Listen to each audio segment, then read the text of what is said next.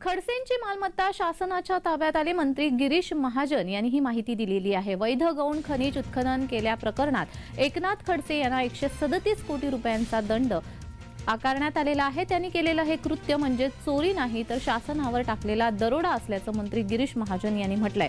भोसरी प्रकरणामध्येही त्यांना दंड करण्यात आला असून ही रक्कम त्यांना भरावीच लागणार असल्याचंही गिरीश महाजन यांनी म्हटलंय।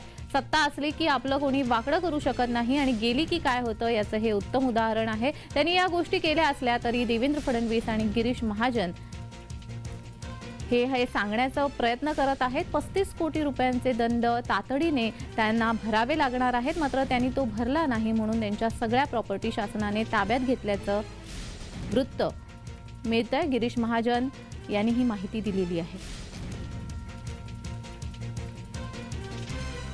त्यांच्या जेवढ्या प्रॉपर्टी आहेत, अगदी फार्म हाऊस असेल, घर असेल, दार असेल, शेती असेल, वाडी असेल, गाडी असेल, सगळ्यांवर आता शासनाने त्यांचा शिक्का मारलेला आहे।